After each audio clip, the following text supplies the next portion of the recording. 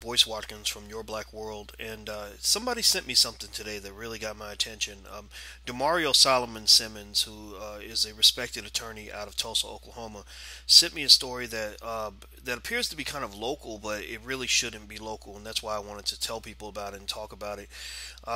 Apparently, a young black man by the name of Jeremy Lake committed the crime of dating a white woman, or I don't know whatever else he might have done to for this to happen. I don't think he deserved this, and he was actually murdered, according to police, by Shannon Kepler, a police officer, and his wife Gina has also been arrested for being an accessory to the crime after the fact.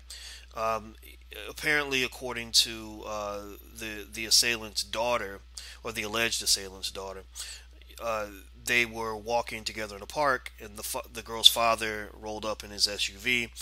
She went over and said a couple words to her father, and then, according to police, the father shot the boyfriend dead, shot Jeremy Lake dead after he told the girl's dad that he was the boyfriend, and then, from what I understand, the father even shot at his own daughter, which tells me that whatever was going on at this particular time, there must have been some pretty intense emotions, and it's really a tragic situation all the way around because what you're really seeing is you're seeing so many lives devastated, starting with Mr. Lake, who was murdered, but then you wonder what's going on between this father and his daughter to lead to something like this. From what I understand, the Keplers, both Shannon and his wife Gina, who've both been arrested. Apparently, his wife was an accessory.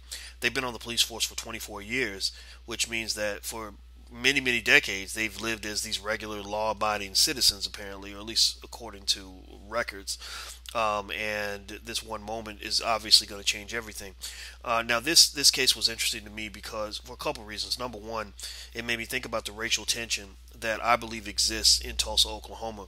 I've visited Tulsa several times, and in case you don't know, Tulsa is the place where the Black Wall Street riots occurred about 100 years ago.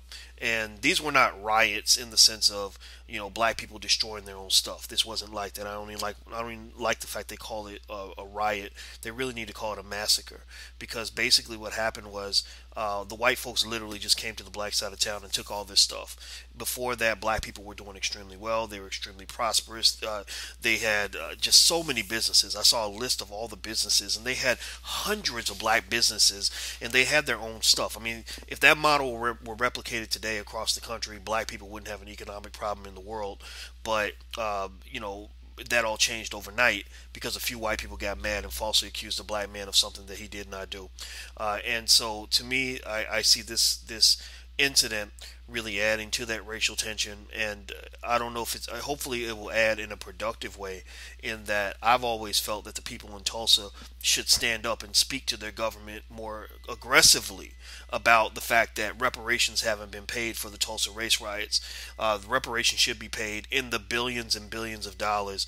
I was so hurt to see how this community that was once thriving, prosperous, and successful has really become a mere shadow of what it used to be. It really hurt me to see that. The other thing that this case made me think about is police brutality. Many of us are very sensitized to the issue as of late because of what happened with Eric Garner in New York. But what this really does remind us of is that this happens everywhere, and it's happened all the time. We just happen to live in an era where some of this is getting recorded on camera phones, but for the longest time, police have always felt that they are above the law, that they're allowed to do things and not be prosecuted for those things, particularly if they do things to a black person. Most studies and indicators show that it's not the race of the perpetrator that determines the sentence, it is the race of the victim. And so basically, historically, statistically, if you want to get away with murder, kill a black man. That's the easiest way to get away with murder. Even if you're a black man who does it, or a white woman who does it, or whoever, you kill a black man, there's a good chance you won't be prosecuted because people are able to flip this BS media translation of well, I was threatened because this thug was going to hurt me. And it's interesting that they can pull that thug lie out, and a jury will believe it because they believe black men are thugs. They believe that we are a step above being animals, and so we know that racism is real. I hope that this brother, Mr. Lake, I hope that his family receives the justice that they deserve. And I think that this case is a wake up call to remind us that we are not in a post racial America. I don't care if we have 20 black presidents. Right now, you got millions of black people who are struggling and suffering, and things aren't going to get better anytime soon. So, my condolences to the families, really to both families, because it sounds like both families have been destroyed as a result of this incident. There's pain all the way around, but also more importantly, I hope that the community of Tulsa is able to actually get some sort of reparation or restitution for what occurred to the black community there many, many years ago. People have a right to be outraged about this. I know I certainly am, and I don't even live there. Well, I'm Dr. Boyce Watkins from Your Black World. Please take care. God bless, and have a wonderful day. I am gone. Peace.